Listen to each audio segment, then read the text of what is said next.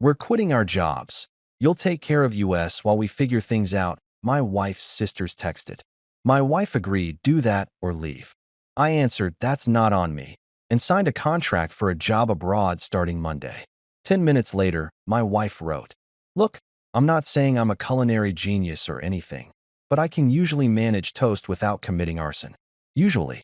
But it was 8:12 on a Thursday morning, and I was standing in our kitchen watching two innocent slices of whole wheat bread transform into charcoal briquettes while the smoke detector screamed bloody murder like it was auditioning for a horror movie. My coffee was getting cold on the counter. I had a conference call in exactly 48 minutes, and I'd already hit snooze 3 times, which meant my day was basically starting in the 7th circle of hell. Par for the course, really. What I didn't know, what I couldn't have possibly predicted while frantically waving a dish towel at the smoke detector like some kind of domesticated lunatic, was that my entire life was about to implode faster than those sorry pieces of toast. The ping came from across the kitchen. Claire's phone, sitting face up on the counter next to her untouched green smoothie that probably cost more than our water bill, lit up like a Christmas tree. 3 messages. Rapid fire. The kind of message volley that usually means someone's either dying, getting married, or about to ask for money. In my wife's family, it was almost always option 3, with a side of emotional manipulation and a garnish of guilt. I should have known better than to look. I really should have.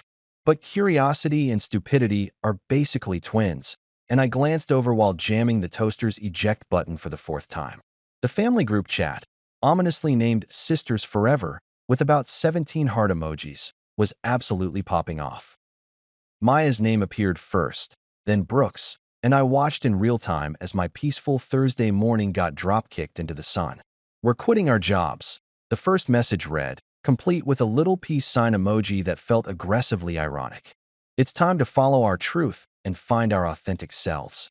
Oh, fantastic. Nothing screams financial responsibility like spontaneous unemployment wrapped in self-help buzzwords. But wait, there was more, because of course there was more. There's always more with these people. You'll take care of us while we figure things out, right? This one came with a prayer hands emoji, like they were asking God himself instead of their sister and her increasingly skeptical husband. We're family, and family takes care of each other. I literally choked on my coffee. Like, full-on spluttered and coughed, coffee dribbling down my chin while I tried to process the absolutely staggering audacity I'd just witnessed through a phone screen. The entitlement was so thick, so palpable, you could have scooped it up with a spoon and served it at a potluck. Actually, scratch that. You could have packaged it, sold it on Amazon, and made millions. Audacity, now available in family size. Claire walked into the kitchen at that exact moment, fresh from her morning yoga session, looking serene and centered and completely unbothered by the fact that our life was actively catching fire. She picked up her phone, read the messages with the same expression someone might use while reading a recipe for banana bread, and then, I swear I'm not making this up, she smiled. She actually smiled, like her sisters hadn't just announced they were about to become our permanent financial dependents. Her thumbs moved across the screen with horrifying speed and confidence.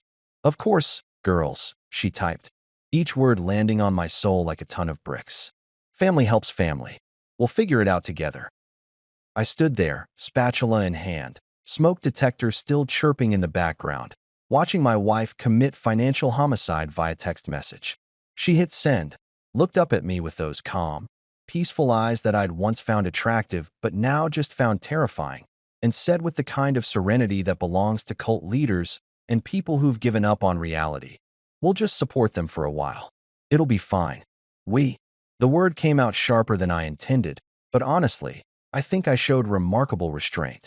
As in the same, we who literally had a 15-minute argument last week about whether we could afford the premium Netflix subscription.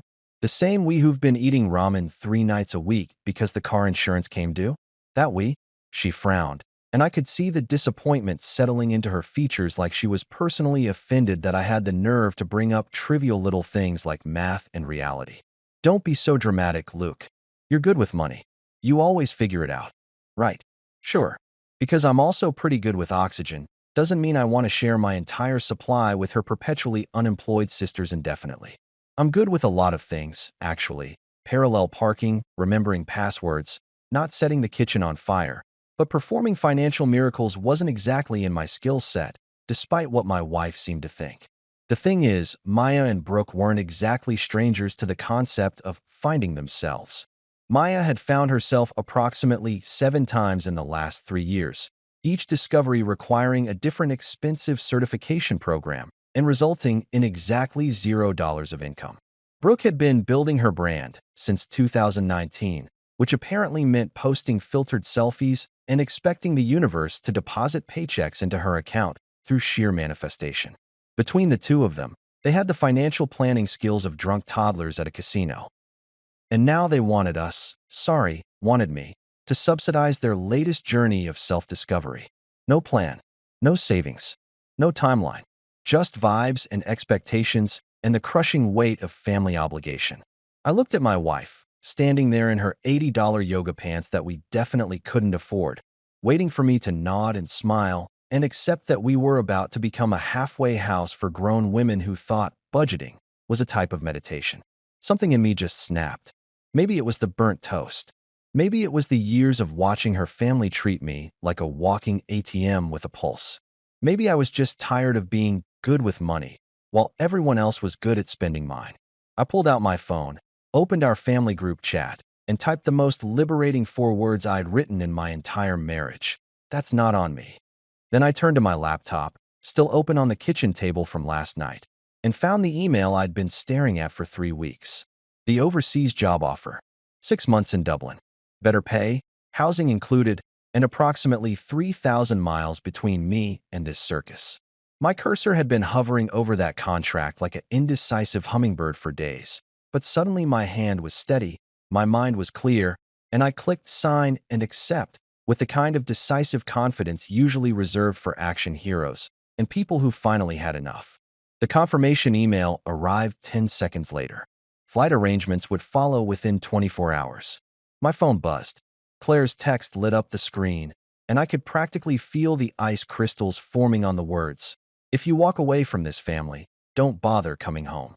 I looked around our cramped kitchen, the burnt toast, the expensive smoothie, the yoga mat in the corner, the pile of unpaid bills on the counter that somehow always became my problem.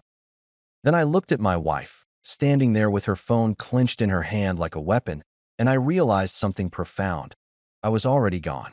I grabbed my gym bag from the hallway closet and started packing. Turns out, when you're properly motivated, you can pack faster than Amazon Prime delivers. Freedom, apparently, came with free 2-day shipping. Here's the thing about red flags. When you're wearing rose-colored glasses, they just look like regular flags. Inspirational quote, right? I should get that tattooed on my forehead as a reminder of my spectacularly poor judgment when I said, I do 6 years ago. Because to really understand why I snapped harder than a glow stick at a rave, you need the full context of the absolute 3-ring circus I married into. And trust me, this wasn't some cute little traveling carnival with cotton candy and balloon animals. This was Cirque du Soleil meets a hostage negotiation meets a pyramid scheme, except nobody was talented, everyone wanted money, and the only person being held hostage was me. Let me introduce you to the cast of characters who made my life feel like a never-ending episode of a reality show that nobody asked for and everyone should have canceled after the pilot. First up, Beverly, my mother-in-law, who could guilt-trip a Buddhist monk into feeling bad about achieving enlightenment. This woman spoke exclusively in passive-aggressive therapy speak mixed with Southern charm that felt more like a threat than hospitality. Every single sentence out of her mouth was carefully engineered to make you feel like you'd personally disappointed Jesus, your ancestors, and her book club all at once. Oh, Luke, honey, I'm not saying you're selfish. I'm just saying some people prioritize material things over family bonds. Bless your heart. Yeah, Beverly, and some people prioritize emotional manipulation over honest communication, but I digress. She had this ability, and I'm convinced it was a superpower, to make every conversation circle back to how someone in the family needed financial help. We could be discussing the weather, and somehow by the end of the conversation, I'd be hearing about how Maya's chakra candle business needed a small investment of just $5,000 to really take off. The woman could have worked for the CIA. Actually, the CIA should study her techniques. Forget waterboarding. Just put Beverly in a room with a terrorist and she'll have them emptying their bank accounts within 20 minutes. Then there was Harold, Beverly's husband and my father-in-law, who existed primarily as a nodding mechanism.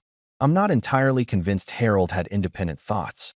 He was like one of those bobblehead dolls you see on car dashboards, except less animated.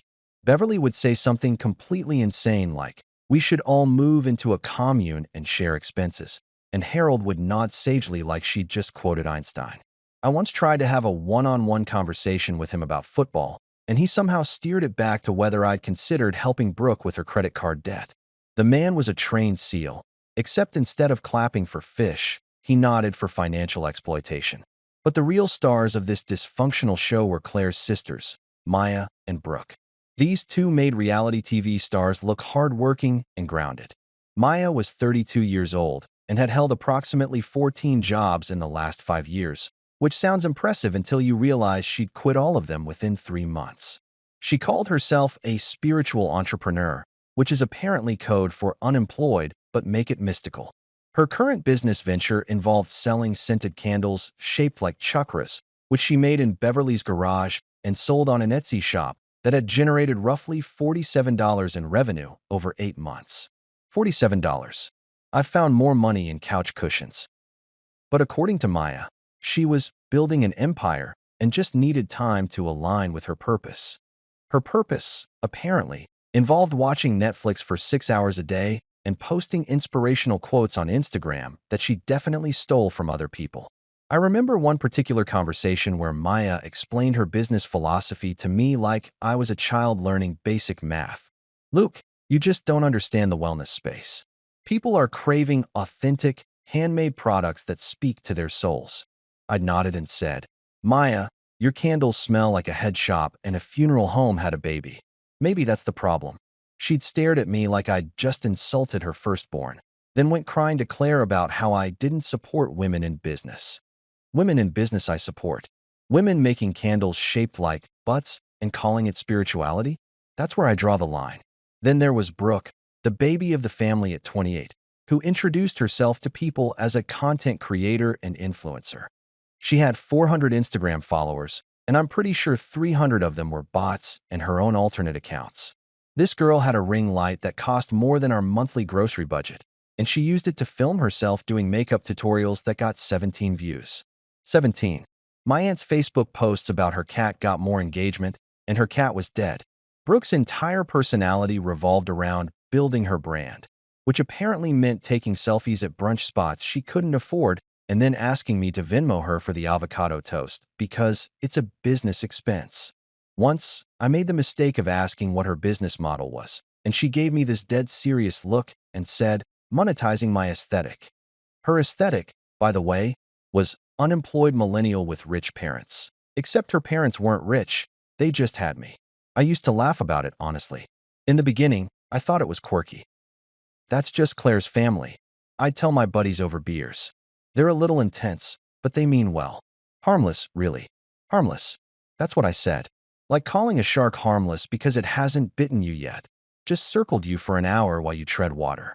But here's what I didn't realize until I was in too deep. These people could emotionally blackmail a cactus into donating water during a drought. They perfected the art of making you feel guilty for having boundaries, selfish for wanting to keep your own money, and cruel for expecting grown adults to support themselves. It was masterclass level manipulation, and I'd enrolled without reading the syllabus. Every family dinner turned into a financial ambush. We'd sit down for what I thought would be a normal meal. Pot roast, small talk, maybe some light complaining about politics or the neighbors, and then Beverly would strike.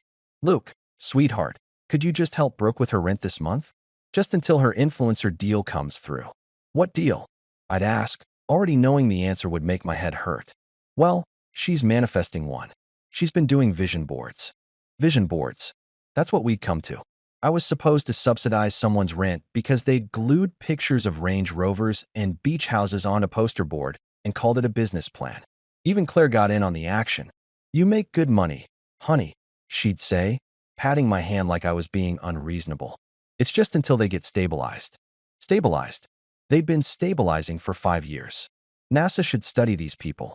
They've achieved a level of perpetual instability that defies the laws of physics. If scientists could figure out how they managed to remain financially suspended in midair with zero visible means of support, we could probably solve the energy crisis. But I played along. I smiled. I nodded. I transferred money and pretended it was fine because that's what you do for family, right? Wrong. Dead wrong.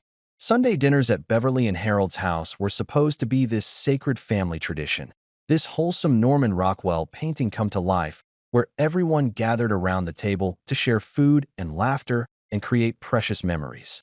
That's the story Beverly told everyone at her book club, anyway.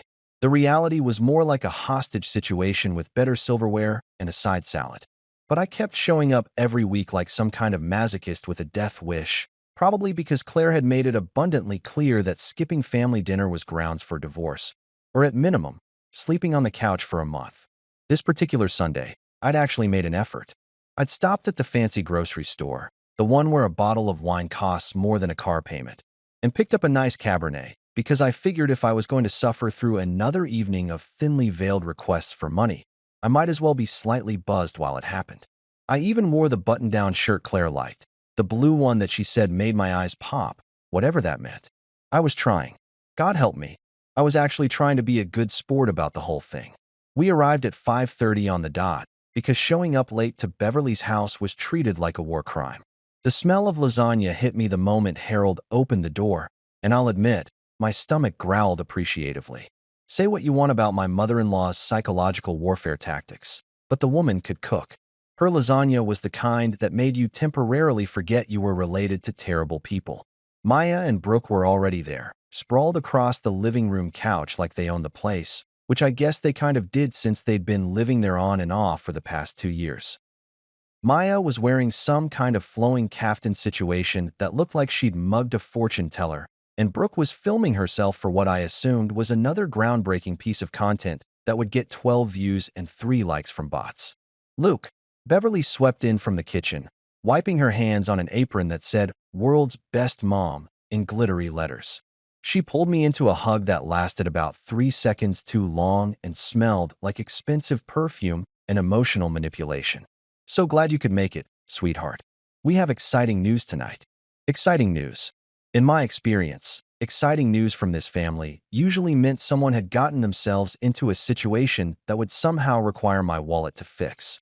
The last time we'd had exciting news, it was Maya announcing she'd signed up for a $3,000 life coaching certification program, and would I mind spotting her the tuition just until her candle business took off. Spoiler alert, the candles never took off, but my credit card balance sure did. We sat down to dinner at the absurdly large dining table that could have seated 12, but usually only sat 6 because, well, most of Claire's extended family had wisely distanced themselves from this particular branch of the family tree. Beverly brought out the lasagna with the kind of flourish usually reserved for presenting the crown jewels, and for about 5 blissful minutes, everyone was too busy eating to start any drama. Then Maya put down her fork, dabbed at her mouth with her napkin in this weirdly theatrical way, and cleared her throat like she was about to give a TED Talk. "So, I have an announcement," she said, and I swear the temperature in the room dropped about 10 degrees.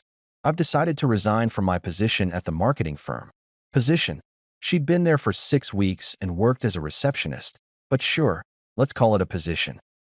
That makes it sound way more impressive than answering phones and occasionally watering the office plants. "I need to pursue alignment," she continued, and I watched in horrified fascination as everyone at the table, everyone except me, nodded like this made perfect sense. Corporate life is killing my creativity, and I've realized that I need to focus on building my wellness empire full-time. Wellness empire. The girl had sold $47 worth of candles shaped like butts, and she was calling it an empire. Alexander the Great was rolling in his grave. Before I could fully process the nuclear bomb Maya had just dropped, Brooke chimed in like they'd rehearsed this intervention. "I'm leaving my job too," she announced, setting down her wine glass with an authoritative clink. "I've been interviewing for content creation positions, but honestly, I think I need to just focus on growing my personal brand. Traditional employment is, like, so limiting for creative people." Traditional employment. She'd been working part-time at a juice bar for minimum wage plus tips, and she was talking about it like she'd been shackled in a coal mine. The juice bar gig was literally 4 hours a day, 3 days a week, and I happen to know she'd called in sick at least twice a month since she started. Claire, my darling wife, the woman who'd promised to love and cherish me through richer and poorer, but apparently hadn't read the fine print about enabling her sister's delusions, actually clapped her hands together like they'd just announced they'd won the lottery. "That's so brave," she gushed, her eyes shining with what I can only describe as misplaced pride. "I'm so proud of you both for following your dreams." Dreams. Right. Because unemployment with no backup plan is basically the American dream now, according to the revised edition that nobody sent me. Beverly reached across the table and squeezed both her daughter's hands in this moment of maternal solidarity that made me want to throw my lasagna against the wall. "You girls are so courageous," she cooed. "It takes real strength to walk away from security to pursue your passions." Harold nodded. Of course Harold nodded.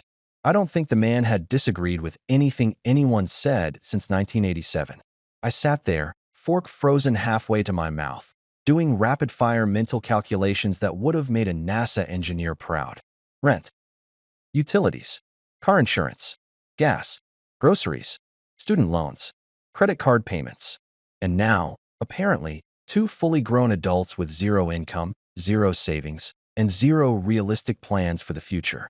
The math wasn't mathing. Actually, the math was screaming and running away and filing a restraining order. When I didn't immediately burst into applause or offer congratulations, Beverly turned her attention to me with the kind of smile a shark gives a seal. "You'll take care of them, Luke. Your family now." She said it like it was already decided, like my opinion on funding this disaster was about as relevant as a screen door on a submarine. That's when it really hit me. Being family to these people didn't mean love or support or mutual respect.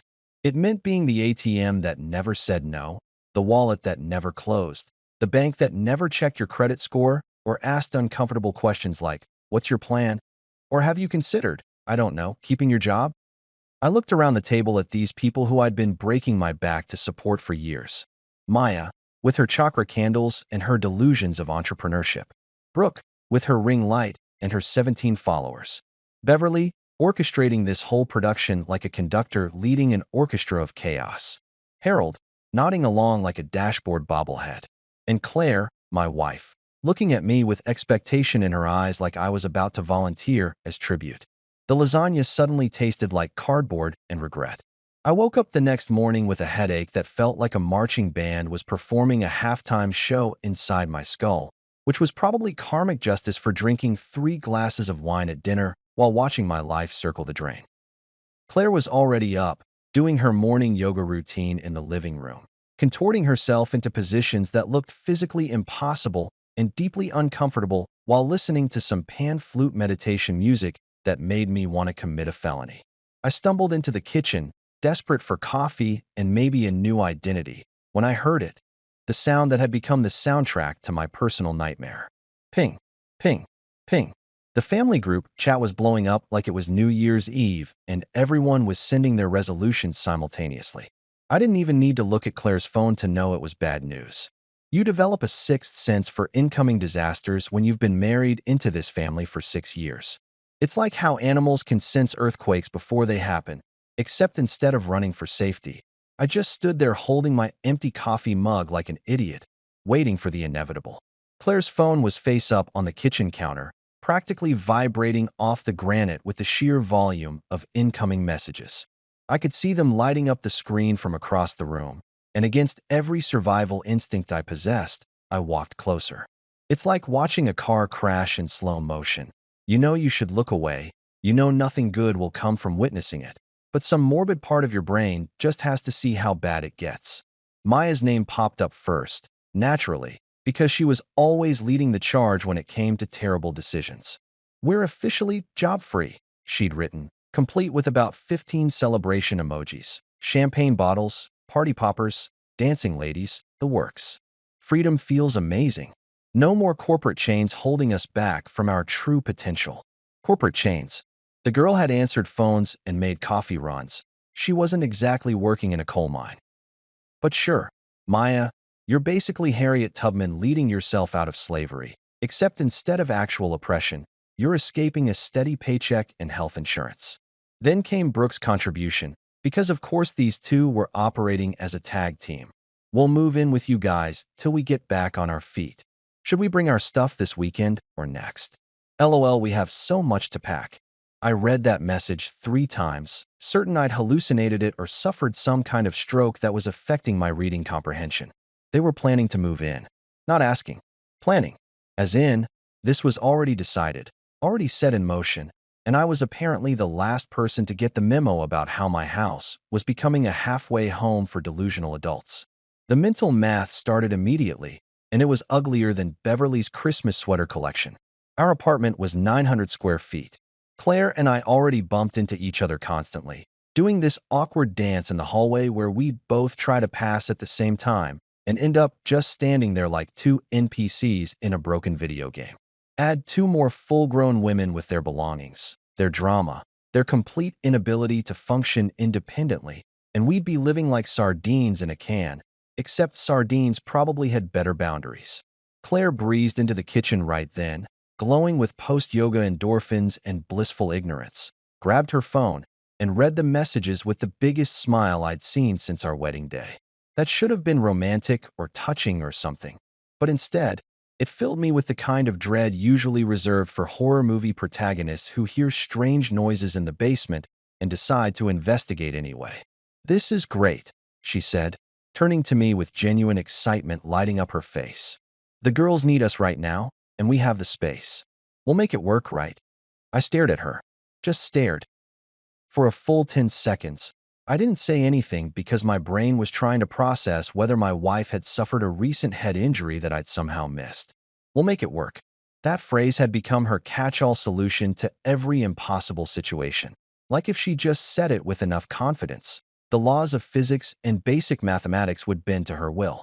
"Claire," I finally said, my voice coming out way calmer than I felt, which was impressive considering my internal monologue was just screaming continuously. "We live in a 2-bedroom apartment. 1 bedroom is our actual bedroom.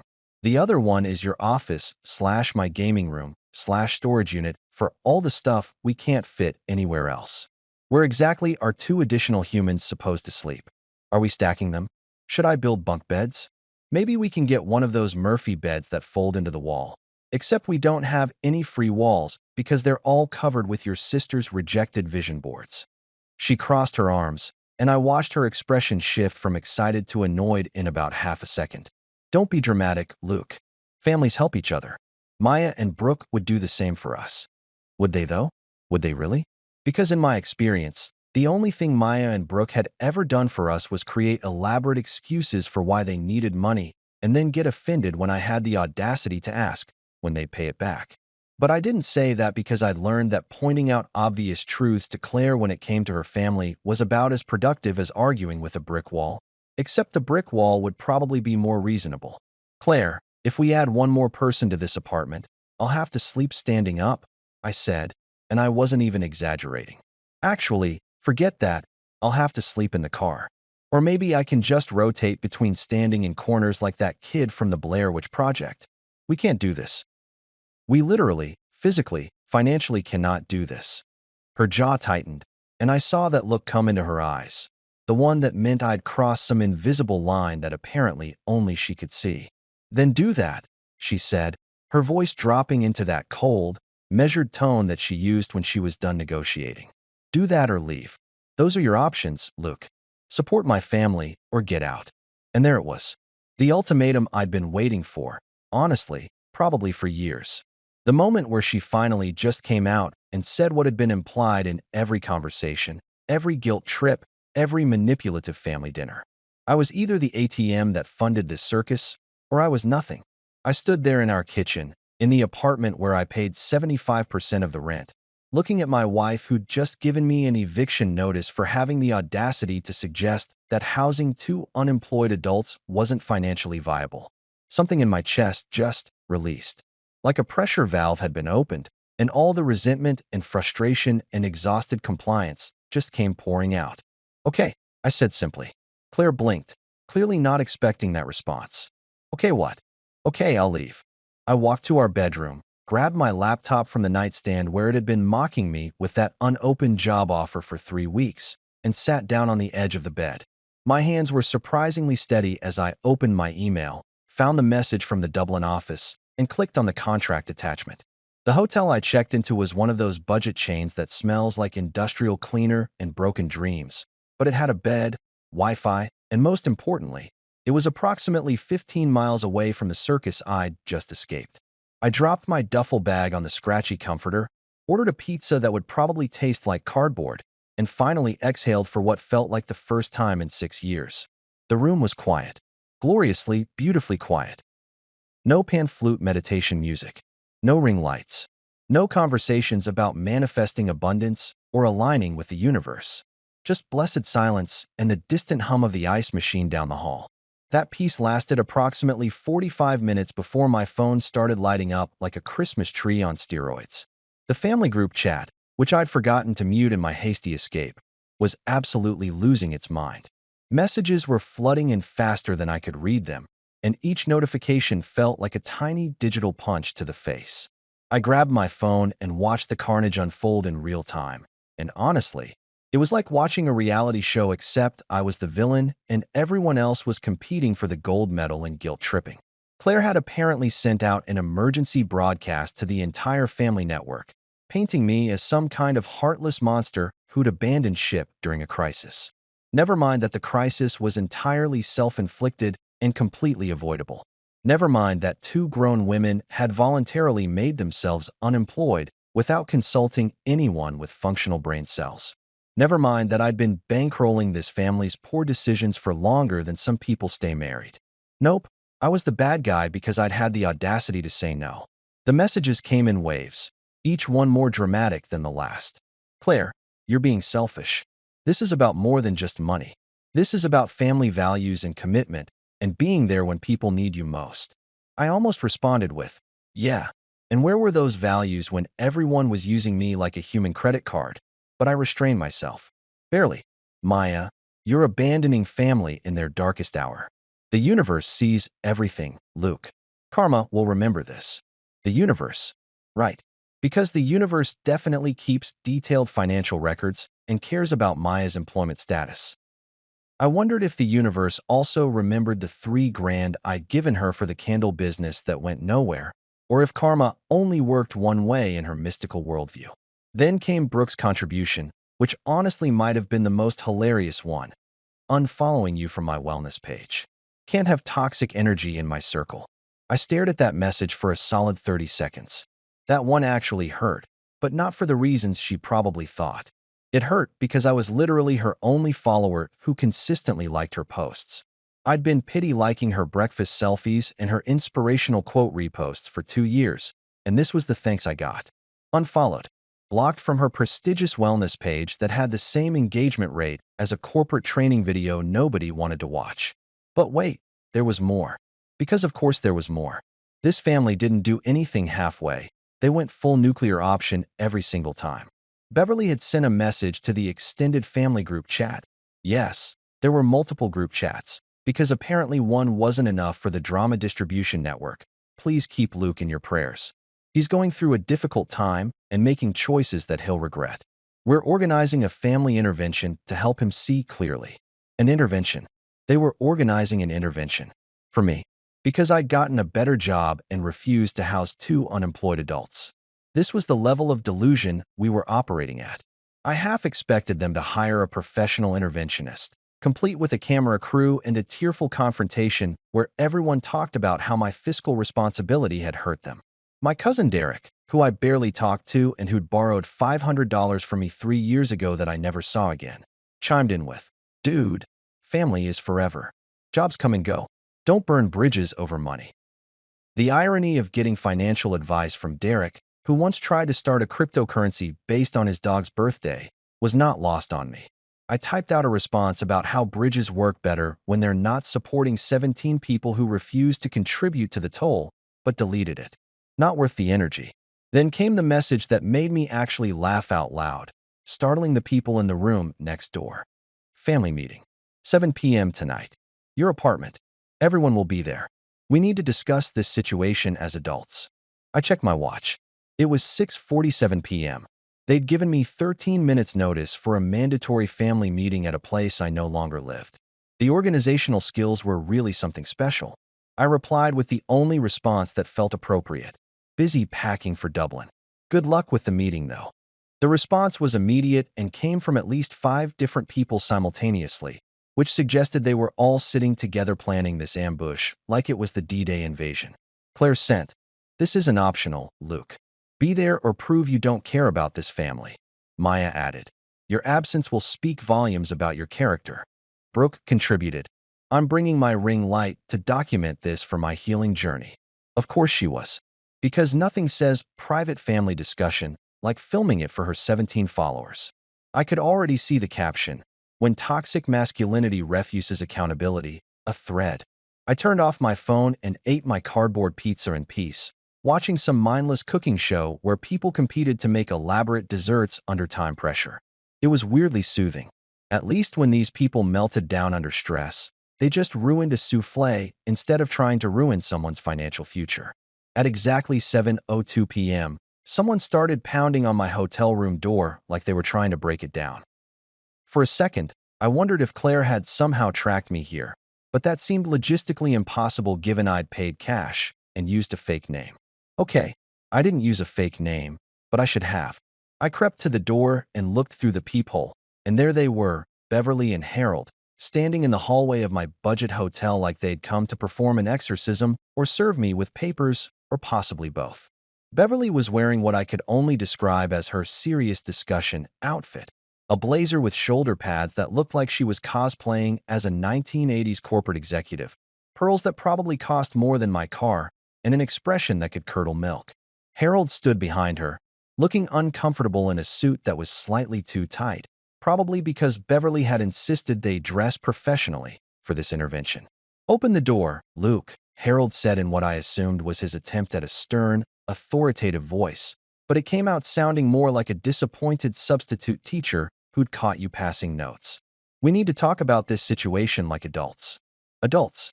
That word kept getting thrown around like it meant something, like acting like an adult meant rolling over and letting people walk all over you while you smiled and said thank you.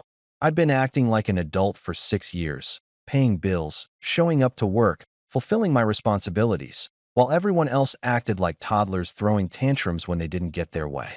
"But sure, Harold, let's talk about adult behavior." "I would, Harold." I called through the door, not bothering to open it because I valued my sanity and my pizza. "But I'm allergic to hypocrisy, and I'm pretty sure you're both absolutely covered in it right now." Beverly gasped. Actually gasped. Like I'd just cursed in church or kicked a puppy or committed some other unforgivable social sin. "Lucas James Morrison, you open this door right now and face us like a man." Lucas James Morrison. She'd full-named me. I was a grown man being full-named by my mother-in-law in a hotel hallway. The absurdity of the situation was so thick you could cut it with a knife. I almost opened the door just to see the look on her face when I pointed out that facing someone like a man didn't mean submitting to financial blackmail, but I decided my pizza was more important than that particular satisfaction. "Beverly, I'm going to level with you," I said, grabbing another slice and settling back against the headboard. "I respect that you came all the way out here. I respect that you tracked me down like some kind of emotional bounty hunter. Really impressive detective work. But I'm not opening this door, I'm not attending your intervention, and I'm definitely not changing my mind about Dublin. So unless you're here to deliver Publishers Clearinghouse-sized checks, I think we're done here. This is about more than money." Beverly's voice went up about 3 octaves, and I heard someone from another room yell, "Keep it down," which honestly just made the whole situation more entertaining. "This is about loyalty and family and the commitments you made when you married Claire." "Funny," I said, taking a bite of my pizza that was indeed as cardboard-like as predicted. "I don't remember the part of my wedding vows where I promised to fund unlimited unemployment benefits for my in-laws. Must have been in the fine print I missed while I was busy, actually showing up and committing to something." Harold knocked again, softer this time, trying the good cop routine. "Son, we know you're upset. We know this has been stressful. But running away to Ireland isn't going to solve anything. First of all, Harold, I'm not your son. That's just something you say when you're about to ask me for money or try to manipulate me into doing something I don't want to do. Second, It's not running away when you're literally accepting a better job with a massive pay increase. That's called career advancement. People do it all the time. It's actually considered a good thing in most parts of the world. But your wife, Beverly started, and I could hear the tremor in her voice that meant she was gearing up for the waterworks, the guilt trip nuclear option. My wife gave me an ultimatum. I interrupted, because I was done letting them control the narrative. She told me to either bankroll her sister's unemployment vacation or leave. Those were my options, Beverly. A or B. Fund the circus or get out. So I chose B, and now everyone's acting shocked that I actually did what I was told to do. The math isn't complicated. There was silence from the hallway, and I wondered if they'd finally given up and left. Then Beverly's voice came through, quieter now, which was somehow more unsettling than the yelling. Luke, honey, I know Maya and Brooke can be challenging, but they're family. They need support right now. Just a few months, that's all we're asking. Just until they get on their feet. A few months. They'd been getting on their feet for 5 years, and somehow their feet never quite made contact with the ground. It was like watching someone try to stand up on a slip and slide. Lots of effort, lots of drama, absolutely zero progress. Beverly, let me paint you a picture, I said, setting down my pizza because this required my full attention. Maya is 32. She's had 14 jobs in 5 years. Every single one of them ended the same way. She quit because it wasn't aligned with her purpose or whatever spiritual excuse was trending that week. She sold exactly $47 worth of candles in 8 months. That's not a business. That's a hobby with delusions of grandeur. Brooke is 28 with 400 followers, 300 of which are definitely bots, and she thinks that's a career. These aren't women going through a rough patch. These are women who've never had to face consequences because someone, usually me, has always been there to catch them. That's cruel, Harold said, and he actually sounded offended, which was rich coming from a man who'd asked me for a loan to cover Brooke's credit card debt at my own birthday party. No, Harold, cruel would be enabling this behavior until they're 50 years old and still living in someone's spare room, still talking about their big break, still expecting other people to fund their lifestyles. What I'm doing is called boundaries. You should try it sometime. More silence. Then I heard Beverly whisper something to Harold that I couldn't quite make out. Probably strategizing their next move like this was a hostage negotiation instead of a simple conversation about adults taking responsibility for their own choices. We're not leaving until you talk to us face to face, Beverly finally said, and I could hear her settling in against the hallway wall. We'll stay here all night if we have to. I looked at my watch. It was 7:15 p.m. I had 13 more days until my flight, a perfectly comfortable bed, a mini fridge full of overpriced snacks, and absolutely no obligation to open that door. This was actually kind of relaxing, if you thought about it. They were the ones standing in a hotel hallway looking like door-to-door salesmen for emotional manipulation. I was the one horizontal with pizza. You do that, Beverly, I called out cheerfully. There's a vending machine down by the elevator if you get hungry. Takes 1s and 5s. Ice machine is on the 2nd floor. Might want to pace yourselves, though. It's going to be a long night, and I'm not coming out until checkout time tomorrow at 11. I heard Beverly make a sound that was somewhere between a gasp and a shriek, and Harold muttered something about the younger generation and no respect, which was absolutely hilarious coming from people who'd shown up uninvited to guilt-trip me into funding their daughter's unemployment. This isn't over, Luke, Beverly declared, and I could hear them finally walking away, her heels clicking angrily against the tile floor like exclamation points. Yeah, it is though. I called after them. It's super over. Like, series finale, everyone died in the last episode levels of over. The door slammed somewhere down the hall, and then blessed silence returned to my little budget hotel sanctuary. I picked up my phone, which I turned back on to see if they'd given up, and saw approximately 47 new messages in various group chats. Threats, guilt trips, Bible verses taken wildly out of context, inspirational quotes about family that were definitely plagiarized from Pinterest, the whole greatest hits collection. I deleted every single group chat. Just straight up left them all. The satisfying little, "You have left this conversation" notification popped up multiple times, and each one felt like dropping a weight I'd been carrying. No more Sisters Forever. No more Morrison Family Love. No more Support Squad. Just gone. Deleted. Erased like they'd never existed. Then I ordered another pizza. A better one this time.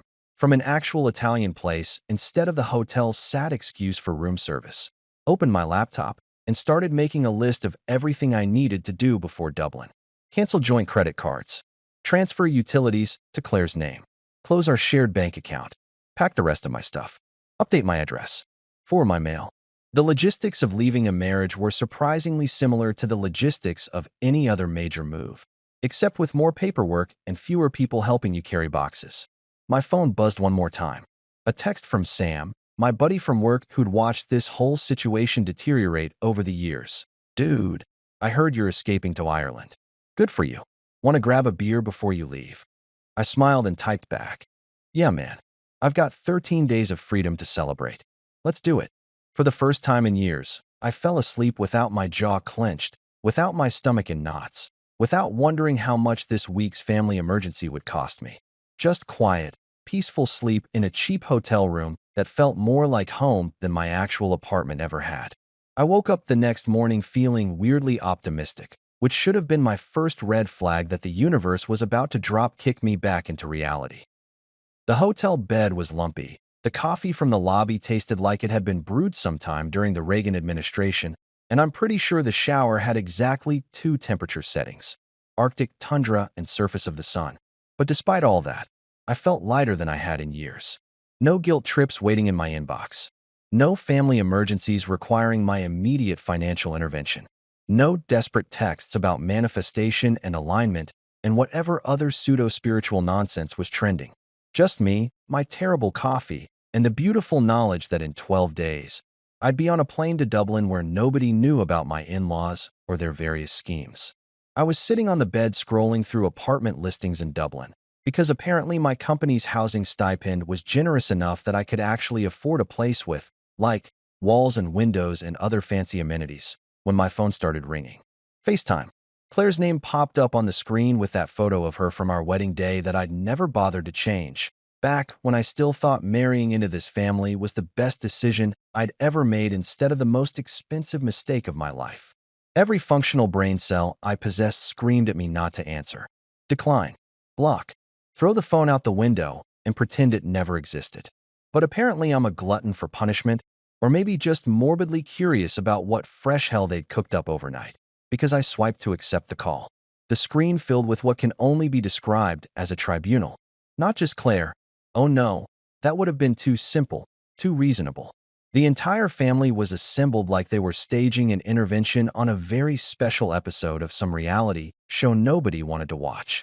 Claire was front and center, looking exhausted and annoyed in equal measure. Beverly sat next to her in full pearls and blazer regalia, like she was about to testify before Congress. Harold was positioned slightly behind them, his face already red and splotchy like he'd been yelling or had high blood pressure, or possibly both. Maya was dabbing at her eyes with a tissue in what appeared to be strategic crying, the kind where you make sure everyone can see you're upset, but you don't actually mess up your makeup. And Brooke, of course Brooke, had her phone propped up on a tripod in the corner, ring light blazing, clearly live streaming this entire disaster to her 17 followers because content is content, even when that content is a family meltdown. Luke, Beverly began in that syrupy sweet voice that immediately made my blood pressure spike. We're all very worried about your mental state. This behavior is concerning, and we think you might need help. I took a long, deliberate sip of my terrible hotel coffee, making them wait while I processed the absolute audacity of that opening statement.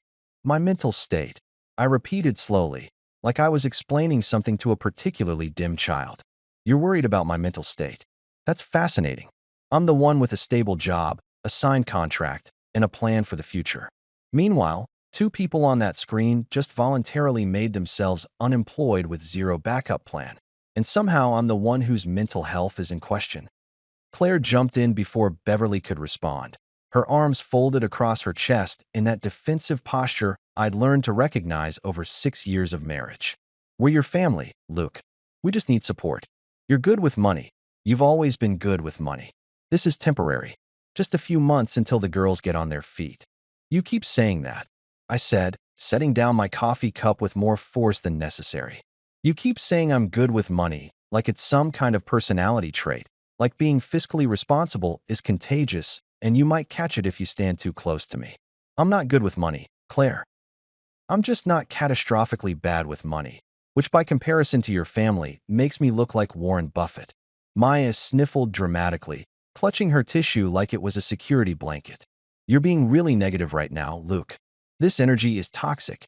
We're trying to have a constructive conversation, and you're attacking us.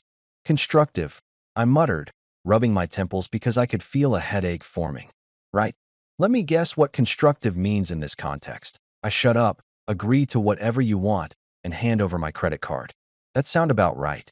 Harold leaned forward then, and I could see him trying to put on his serious father figure face, the one he probably practiced in the mirror before family meetings.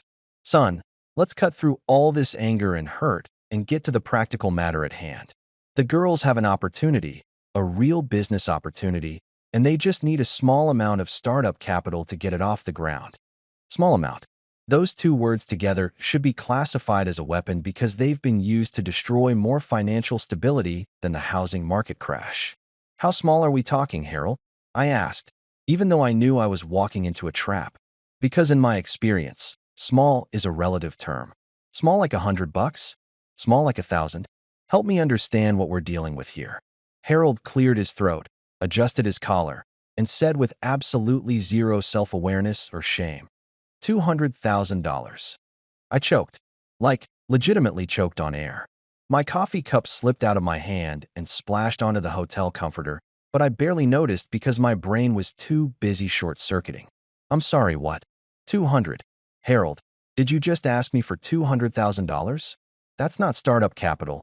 That's a down payment on a house. That's 4 years of college tuition. Oh my God, you're serious. You're actually serious right now. It's an investment in the family, Beverly chimed in, like that somehow made the insanity of this request more reasonable. The girls want to launch a wellness coaching and travel blogging business. It's a growing market, and with the right initial investment, they could be very successful. What business? I was practically yelling now, all pretense of calm completely abandoned. What business are you talking about? Selling regret? Monetizing delusion? Teaching people how to quit their jobs with no backup plan? Maya's fake crying intensified, real tears actually forming now because apparently I'd hit a nerve. It's wellness coaching, Luke. I've been studying holistic healing and mindfulness, and I have so much to offer people who are struggling. And Brooke's travel content is really taking off. Taking off where, Maya? To her 17 followers? 12 of whom are probably spam accounts and Nigerian princes. I stood up and started pacing the small hotel room because sitting still was impossible. And wellness coaching? You can't even manage your own life. How are you going to coach other people? What's your credentials? A certificate you bought online for 99 bucks. Brooke finally spoke up from behind her ring light, and I could see she was genuinely offended, which would have been funny if it wasn't so pathetic. Actually, travel blogging is a legitimate career. People make millions doing it. I just need the right equipment and travel budget to create quality content. You have to spend money to make money. Travel blogging, I said flatly. Brooke, you don't even own luggage.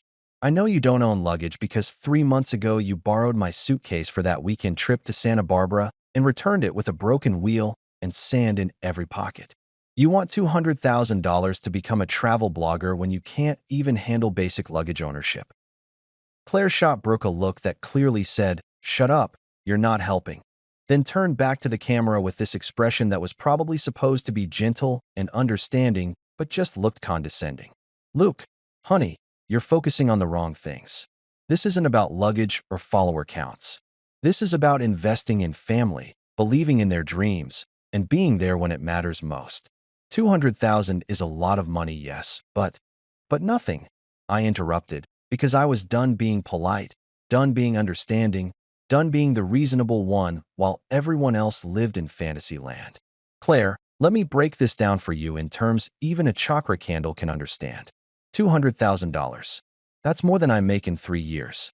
3 years of my life, working 40-plus hours a week, dealing with office politics and deadlines and performance reviews. And you want me to hand it over to fund a business that doesn't exist, created by 2 people who have never successfully run anything except their bank accounts into the ground. Do you hear yourself right now? Do you understand how completely detached from reality this conversation is? Beverly's sweet facade cracked just a little, and I saw the steel underneath, the manipulation engine that had been running this family for decades. Luke, dear, we're not asking you to pay it all at once. We can structure it as a loan. Monthly payments. Very reasonable terms. And once the business takes off, and it will take off, they'll pay you back with interest. A loan, I repeated, and I actually laughed because the alternative was screaming. Beverly, do you know how many times I've heard that word in this family? It's just a loan, Luke. We'll pay you back, Luke. As soon as things stabilize, Luke. I've got a spreadsheet on my laptop. Yeah, an actual spreadsheet because I'm that guy now, of every single loan I've given this family over the past 6 years. Want to know the total? $43,000. Want to know how much has been paid back? Zero. Not a dime. Not a dollar. Nothing. So forgive me if I'm not exactly rushing to throw another 200 grand into that particular black hole. Harold's face went from red to purple, and I briefly worried he might stroke out on camera, which would have been unfortunate because then I'd probably be expected to pay for the funeral. Now you listen here, young man. I don't appreciate your tone or your attitude. We're offering you a legitimate business opportunity, and you're throwing it back in our faces with insults and disrespect. Legitimate business opportunity, I said, enunciating each word carefully. Harold, neither of your daughters has ever run a successful business. Maya's candle operation generated $47 in 8 months. That's $5.87 per month. I make more than that finding change in my couch cushions. And Brooke's travel blog doesn't exist yet. It's just an idea she had between posting selfies. There's no business plan, no market research, no competitive analysis, no revenue projections. This isn't a business opportunity, it's a very expensive fantasy. Maya dropped the tissue and leaned forward, her voice taking on this weird mystical quality like she was channeling some ancient wisdom instead of just making stuff up as she went along. You're operating from a place of fear and scarcity, Luke. The universe rewards those who take bold action. If you approach life with negativity and doubt, that's what you'll attract. We're asking you to trust in abundance, to believe in possibilities, to what, Maya? To ignore basic mathematics? To pretend that positive thinking pays rent. I cut her off before she could really get rolling because once Maya started with the manifestation talk, she could go for hours. Here's what I believe in. I believe in paying your bills on time. I believe in having an emergency fund. I believe in not quitting your job before you have another one lined up. I believe in reality, which apparently makes me the crazy one in this family. Brooke unmuted herself from behind the ring light, because of course she'd muted herself to check engagement on her live stream. My followers are saying you're being really toxic right now, Luke. One of them said this is a perfect example of how the patriarchy tries to control women's financial independence. I stared at the screen, genuinely speechless for a moment. Brooke, I'm not the patriarchy. I'm just a guy who doesn't want to go bankrupt funding your Instagram addiction. And your followers, all 17 of them, can say whatever they want. They're not the ones being asked to fork over $200,000 for a business plan written on a vision board with glitter glue. This is exactly what we were afraid of, Beverly said, shaking her head in disappointment like I was a child who'd failed a test. You've become hardened, Luke. Money has changed you. You used to be kind and generous and caring, but now all you see are numbers and spreadsheets. What happened to the man Claire married? That one hit different. Not because it made me feel guilty, I was way past that, but because it was so perfectly calculated, so expertly deployed. Beverly had saved her best weapon for last, the ultimate manipulation, suggesting that standing up for myself meant I'd somehow become a worse person. You want to know what happened to him, Beverly? I leaned closer to the camera, making sure they could all see my face clearly. He woke up. He realized that being kind doesn't mean being stupid. That being generous doesn't mean being broke. That being caring doesn't mean sacrificing everything while other people sacrifice nothing. The man Claire married still exists. He just finally grew a spine.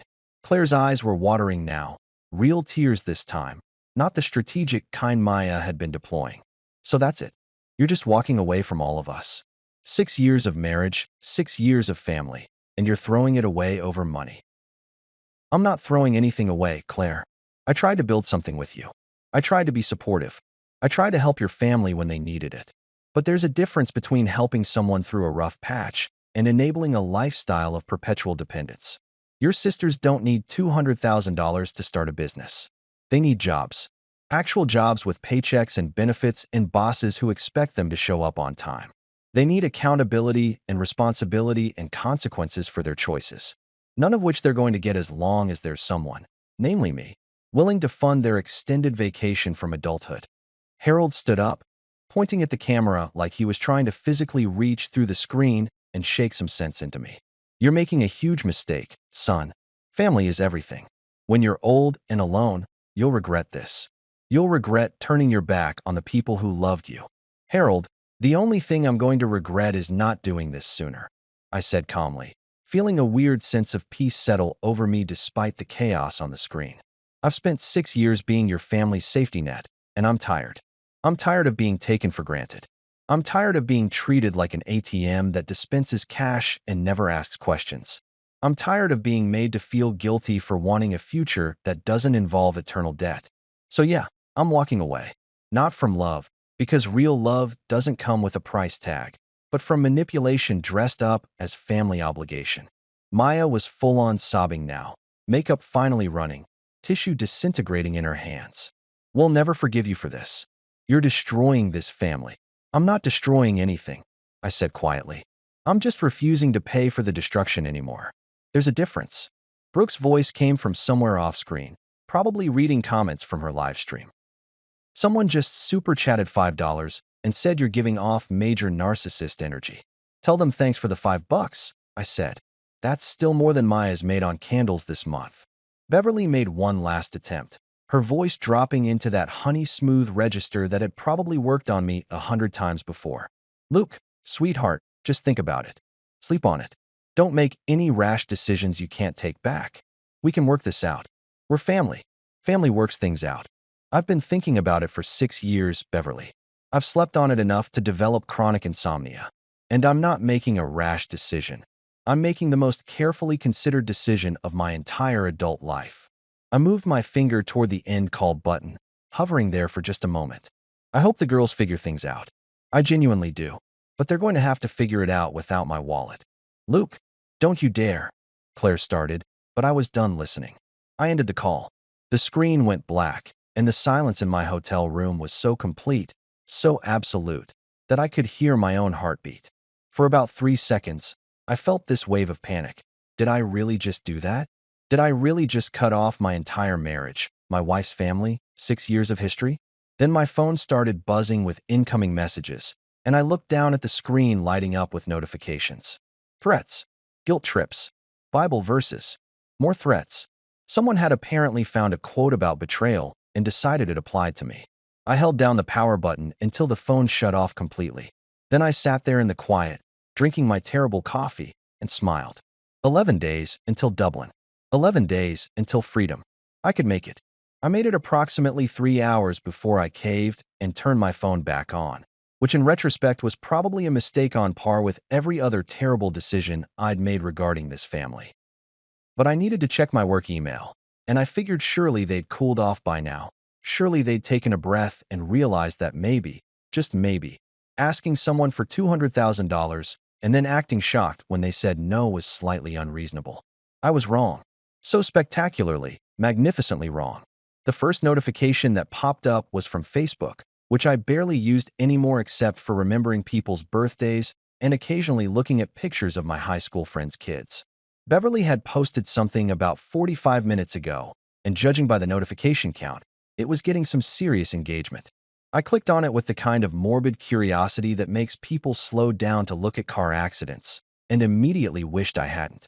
Some men show their true colors when family asks them to provide, she'd written, accompanied by a stock photo of a sad-looking woman staring out a window like she was in a depression medication commercial. In times of crisis, we learn who truly values family bonds and who only pretends to care, praying for those who choose money over love. The post had 73 likes and 42 comments, which was approximately 73 likes and 42 comments more engagement than Beverly usually got on her normal content about gardening and church potlucks. I scrolled through the comments, each one more ridiculous than the last. Aunt Patricia, who I'd met exactly twice at weddings and who'd spent both occasions complaining about gluten, had written, "So sad when people forget what really matters." Cousin Jennifer, who'd asked me for money to fund her essential oils pyramid scheme last year, added family should always come first, with approximately 17 exclamation points. The best part, and by best I mean absolute worst, was that Beverly hadn't mentioned me by name, but she'd tagged Claire, Maya, and Brooke in the post, which meant everyone who saw it knew exactly who she was talking about. It was public shaming with plausible deniability, emotional manipulation with a side of social media savvy. Impressive, honestly. Evil, but impressive. I was still processing Beverly's post when I saw Maya's contribution to the digital pylon. She'd shared some inspirational quote graphic about toxic masculinity, the kind with a sunset background and fancy script font that absolutely screamed. I found this on Pinterest and decided it was deep. The caption read, "Toxic masculinity wears suits and talks about financial responsibility while crushing the dreams of women trying to build something beautiful. When men fear female success, they create barriers and call it logic. I see you. The universe sees you. Karma is taking notes. Karma is taking notes." Like Karma was sitting in the corner with a little notebook, carefully documenting my crimes against the wellness industry. I wondered if Karma also noted the $3,000 I'd given Maya for her candle business, or if the universe only kept records of things that supported the narrative. The comments on Maya's post were a fascinating mix of support from her fellow spiritual entrepreneurs, which seemed to be code for unemployed people who sage their apartments, and confused responses from people who clearly had no idea what she was talking about. Someone named Crystal posted, "Men really need to do the inner work and heal their scarcity mindset." Another account called Moonbeam something or other added, "The patriarchy is terrified of powerful women who refuse to play small." I wanted to comment, "I'm not terrified of powerful women. I'm terrified of my bank account hitting zero." But I had just enough self-control left to resist. Then I made the mistake of checking Instagram, and there it was, Brooke's masterpiece. A selfie of her crying, professionally lit, perfectly filtered, with just the right amount of mascara running to look authentic but not unattractive.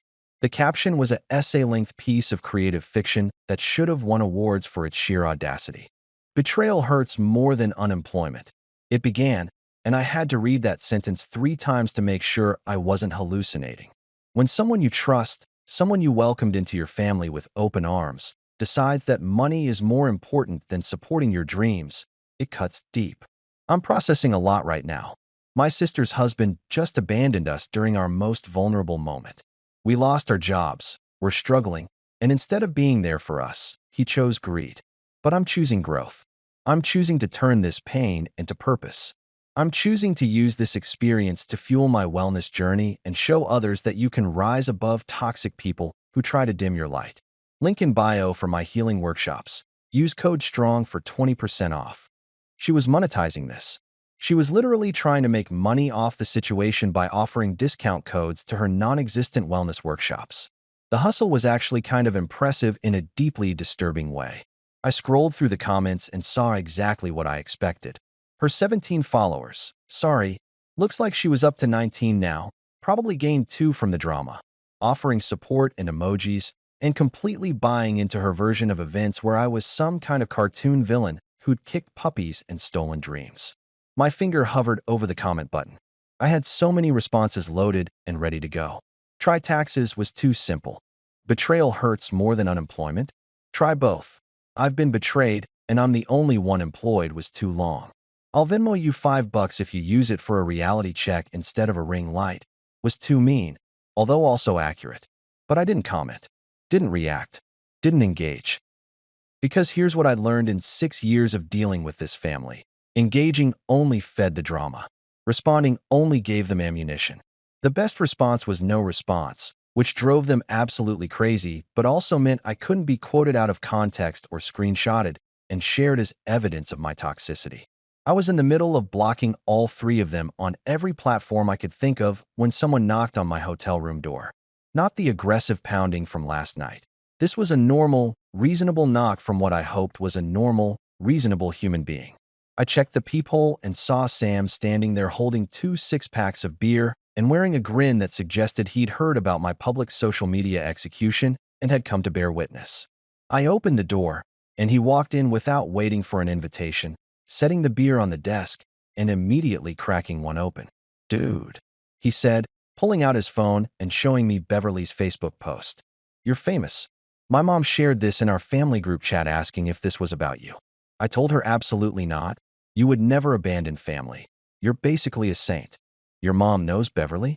I asked, grabbing a beer because if I was going to relive this nightmare, I might as well be slightly buzzed for it.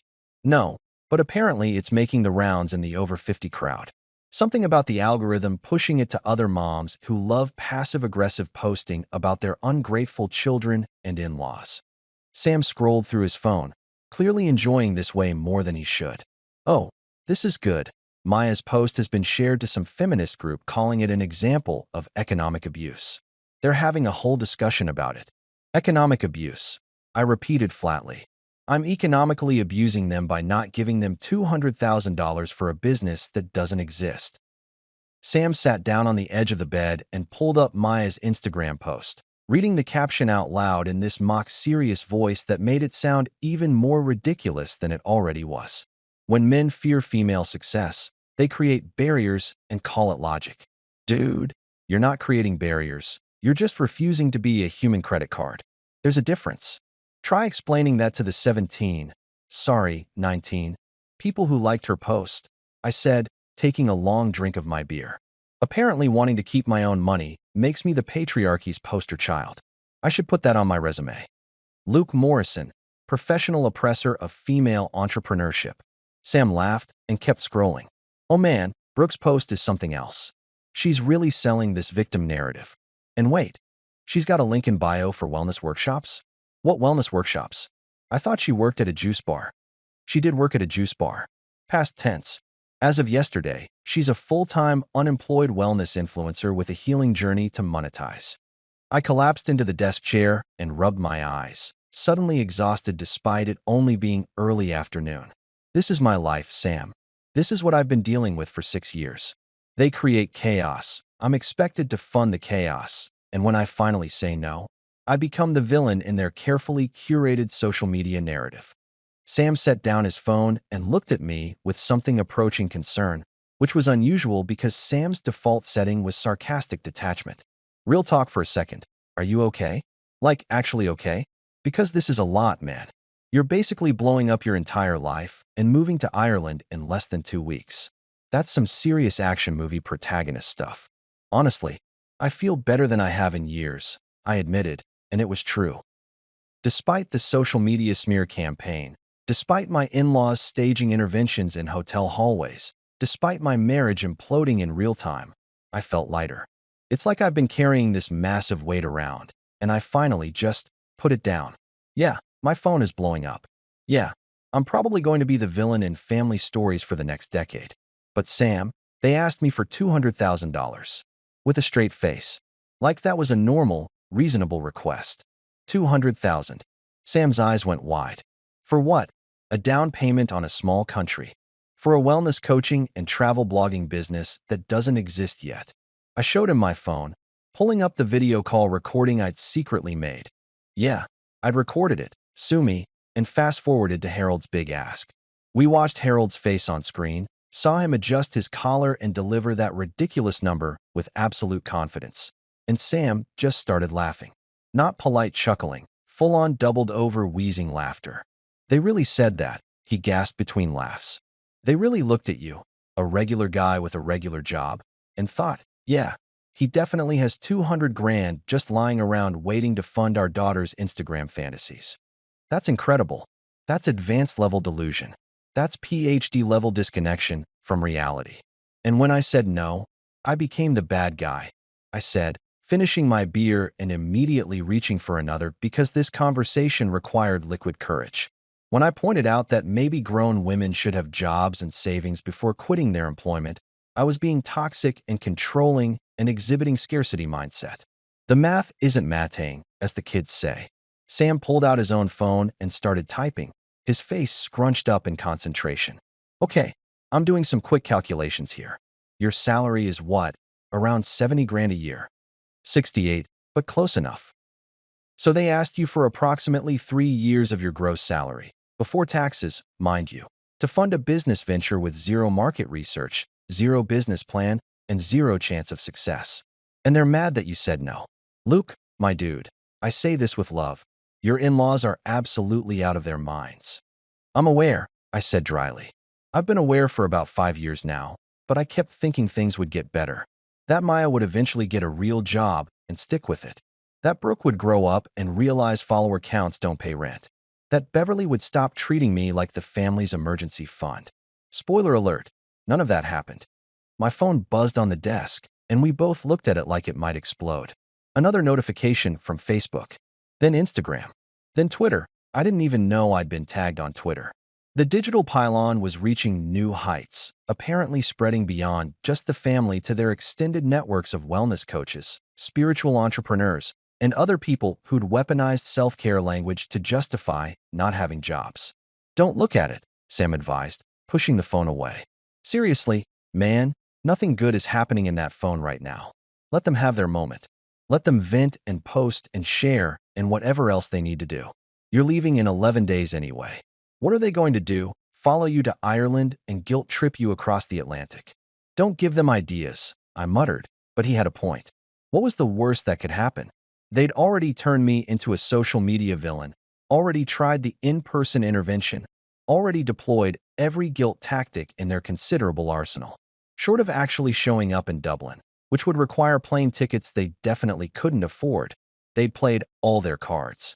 My phone rang, and I glanced at the screen. Unknown number. I showed it to Sam, who shrugged and made a your funeral gesture. Against my better judgment, I answered. Luke? Luke Morrison? The voice on the other end was vaguely familiar, but I couldn't quite place it. Speaking. Who's this? It's David Chun, from college. Listen, I saw some posts going around about you and family drama, and I just wanted to reach out. My wife went through something similar with her family, and I thought you might want to talk to someone who gets it. I sat there for a second, genuinely touched that someone from my past life, someone who barely knew me anymore, had taken the time to call and offer support. David, man, I appreciate that. Really, how'd you get my number? Sam gave it to me, he said, and I shot Sam a look. Sam just grinned and held up his beer in a mock toast. Look, I'm not going to take up your time, but I run a support group for people dealing with toxic family dynamics. It's online, totally anonymous if you want. I'll text you the link. No pressure, but it helped my wife a lot when she was going through it. We talked for a few more minutes, and by the time I hung up, I had 3 more texts from other college friends I hadn't spoken to in years. Apparently, Sam had sent out some kind of bat signal to everyone in our old crew, and they'd all rallied with messages of support, offers to grab drinks, and a surprising amount of understanding about the situation. It was weirdly emotional, actually. For 6 years, I'd felt increasingly isolated, like I was the only person who thought my in-laws' behavior was insane. Turns out, plenty of people had been watching from the sidelines thinking the same thing, but not wanting to interfere. You orchestrated this, I said to Sam, gesturing at my phone that was now lighting up with actually positive messages instead of guilt trips and manipulation. Guilty, Sam admitted, not looking even slightly apologetic. Figured you could use some support from people who aren't trying to bleed you dry financially. Plus, like half our friend group has in-law horror stories. Remember Jessica? Her husband's family tried to get them to co-sign on an RV they wanted to live in full-time. An RV? To live in. Not vacation in, live in. Did they do it? Hell no. She told them to get jobs like normal people, and now they don't speak to her, but she and her husband are doing great. Bought a house, had a kid, living their best life without RV-dwelling in-laws guilt-tripping them at every holiday. I looked at my phone, at the growing number of supportive messages from people I'd lost touch with over the years, and felt something shift in my chest. For so long, I'd been convinced that saying no to family made me a bad person, that setting boundaries was selfish, that walking away meant I'd failed somehow. But here were dozens of people, good people, successful people, people with functioning relationships, telling me I'd done the right thing. You know what? I said, standing up and grabbing my laptop. I'm deleting all my social media. Not deactivating, deleting. Just scorched earth, total removal. They can post whatever they want, but I won't be there to see it. Extreme, but probably healthy, Sam agreed. Although can you wait like 5 minutes? Because there's a comment thread on Brooke's post where someone's arguing that you're morally obligated to fund your in-laws' dreams because of something about generational wealth and systemic oppression, and it's absolutely wild. I laughed, actually laughed, and opened another beer. Show me. We spent the next hour reading through the increasingly unhinged comment threads, Sam providing running commentary that had me crying with laughter. People who'd never met me, never met my in-laws, had very strong opinions about my moral obligations and financial responsibilities. One person argued that refusing to give someone $200,000 was a form of violence. Actual violence.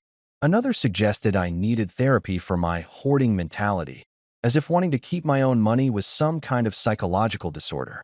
The internet was a mistake, I declared, finally closing my laptop and pushing it away. We should go back to communicating via carrier pigeon and handwritten letters. At least then people had to think about what they were saying before they committed it to paper. Carrier pigeons are expensive though, Sam pointed out. Your in-laws would probably ask you to fund their pigeon business. It's just $200,000 for startup costs, Luke. The bird market is really taking off. I threw a pillow at him. The night before my flight, Claire showed up at the hotel. I don't know how she found me this time. Maybe she'd bribed the front desk. Maybe she'd tracked my credit card. Maybe she'd just driven to every budget hotel in a 15-mile radius until she found my car in the parking lot. Didn't matter. I opened the door, saw her standing there with her arms crossed, and that expression that used to make me cave, but now just made me tired, and I knew this was the final boss battle. You'll regret this, she said, not even bothering with hello or how are you or any other social niceties. Straight to the guilt trip. Efficient, at least. Probably. I agreed, leaning against the doorframe. But I'll do it from Dublin, where the coffee's actually good and the Wi-Fi doesn't cut out every 15 minutes. Plus, no in-laws trying to financially ruin me. That's a nice bonus. She flinched like I'd slapped her, but I was past caring about her feelings when she clearly hadn't cared about mine for years. We stood there in awkward silence for a moment, and I waited for her to say something. Anything that might make this feel less like a business transaction and more like the end of a marriage. She didn't. I left your keys on the kitchen counter, I said finally. Utilities are in your name now. The apartment's all yours. Do whatever you want with it. That's it. Her voice cracked. 6 years, and that's all you have to say? What do you want me to say, Claire? That I'm sorry? I'm not. That I'll change my mind. I won't. You made your choice when you gave me that ultimatum. I just made mine. The next morning, I packed my bags with the kind of satisfaction usually reserved for completing a really difficult puzzle. Every shirt folded felt like a small victory. Every item I fit into my suitcase was another piece of my old life I was leaving behind. At the airport, my phone buzzed one last time. Claire's text lit up the screen. We won't forget this. I smiled and typed back. Neither will I. Then I boarded the plane, ordered a whiskey that cost more than it should, and toasted to peace, freedom, and the beautiful word no. Dublin was colder than I expected, like someone had forgotten to tell Ireland that October was supposed to ease into winter instead of cannonballing straight into it. But emotionally, it was the tropics compared to my marriage. Sunshine and warmth and the kind of peace you only get when nobody's asking you to fund their delusional business ventures. My company apartment overlooked a canal that looked like something out of a postcard, and that first night, I slept like a man who'd escaped a cult. No guilt trips. No family emergencies. No text messages at 3 in the morning about manifestation and abundance and whatever other buzzwords Maya had discovered. Just silence, beautiful silence, and a mattress that didn't have years of resentment embedded in the springs. The Irish co-workers were friendly in that blunt, no-nonsense way that I'd been desperately missing. My manager, Declan, a guy with red hair and the kind of accent that made everything sound either poetic or like a threat, cornered me on my second day with a grin. So, you ran from your wife or from the taxes? Both, I said without hesitation. But the taxes chase slower. He laughed so hard he nearly spilled his coffee. And just like that, I had a friend. For the first time in years, life was quiet. No guilt messages lighting up my phone at dinner. No emergency Venmo requests that somehow always arrived right before payday. No family group chats planning interventions or asking for small loans that cost more than a used car. Just me, my job, and the blissful sound of my own boundaries being respected. After a week, Claire's silence stretched from uncomfortable to peaceful. No calls, no texts, no final attempts at manipulation. Just nothing. And it was glorious. I got promoted early. Turns out when you're not constantly stressed about your in-laws' financial disasters, you actually perform better at work. Made friends with the team. Even joined a pub quiz group that called themselves the former in-laws, which felt weirdly therapeutic. We won every round, probably because I'd spent 6 years mastering the art of knowing random facts to avoid talking about my actual life. Dublin wasn't perfect. The weather sucked, the coffee was overpriced, and I still occasionally woke up expecting a guilt trip that never came. But I was free. Actually, genuinely free. And that was worth every cold, rainy morning. Months later, I found myself doing something I never thought I'd do. I scrolled through my old text threads with Claire, with Maya, with Brooke, with the whole dysfunctional crew. Not out of nostalgia or regret, but more like examining evidence from a crime scene after you've already escaped. Looking at those messages felt like reading someone else's story, like watching a horror movie where you want to scream at the protagonist to just leave already. Except the protagonist was past me, and he finally got the memo. I opened my notes app and typed something that felt both profound and ridiculous. Debt cleared.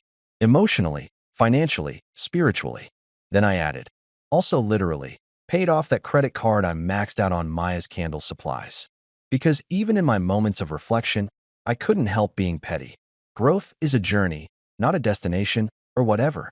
A week later, my phone rang. Claire's name popped up, and I stared at it for a solid 10 seconds, debating whether answering would undo all the progress I'd made. Curiosity won, as it always does, and I picked up.